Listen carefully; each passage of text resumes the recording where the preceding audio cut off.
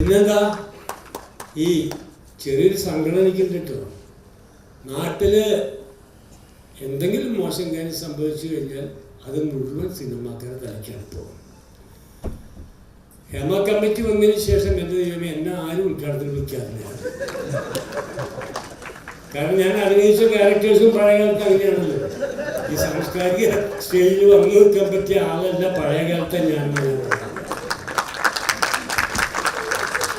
പക്ഷെ അതിന് ശേഷം UK എനിക്കൊരു എൻ്റെ സുഹൃത്തിന് മെസ്സേജ് അയച്ചു തന്നു. ഈ വാട്സപ്പിൽ പറഞ്ഞ സാധനം അയച്ചു തന്നു. അതിൻ്റെ ഹെഡിങ് എന്നറിയോ? തട്ടും മുട്ടും ഇല്ലാതെ വേണ്ടത്ര ചീത്തപ്പേര് നേടിയ 4 പേരെന്നാണ്. ആദ്യത്തെ ആള് ജോസ് പ്രകാശനാണ്, രണ്ടാമത്തെ ആള് ഉമ്മക്ക KP ഉമ്മ, മൂന്നാമത്തെ ആള് സാക്ഷാൽ ബാലൻ K നായർ, നാലാമത്തെ ആള് ഞാൻ. അപ്പൊ ആ സർട്ടിഫിക്കറ്റ് ഉണ്ട്. അപ്പൊ എനിക്ക് കുഴപ്പമില്ലാന്ന് ബോധ്യായി. അപ്പോഴാണ് എന്നെ സ്റ്റേജിലേക്കൊക്കെ വിളിക്കാൻ തുടങ്ങിയത്. കുഴപ്പമില്ലാതെ ഒറ്റ കാരണം കൊണ്ട് എന്തെങ്കിലും എവിടെയെങ്കിലും ഒരു കുട്ടി ഒരാൾക്ക് 2 പേർക്ക് ചില പ്രശ്നങ്ങളുണ്ടെങ്കിൽ അത് മുഴുവൻ സിനിമാക്കാരെ തലക്കിടുന്ന പരിപാടിയാണ്.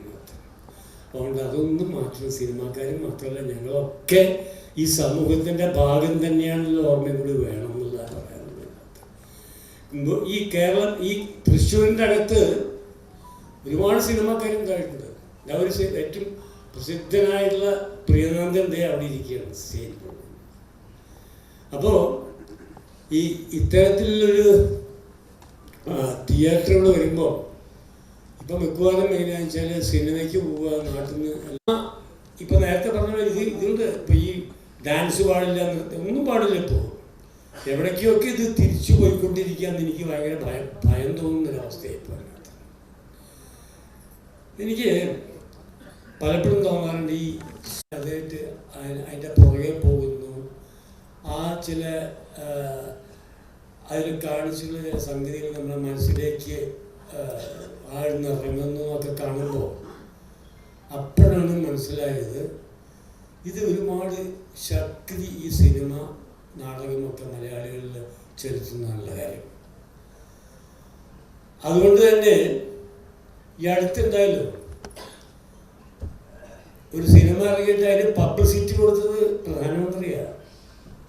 അവർക്ക് ഇപ്പോഴാണ് മനസ്സിലായത് സിനിമയ്ക്കും ഇതിനൊക്കെ ഈ ചില ശക്തി ചെലുത്താനുള്ള കഴിവുണ്ടെന്ന് പറഞ്ഞത്.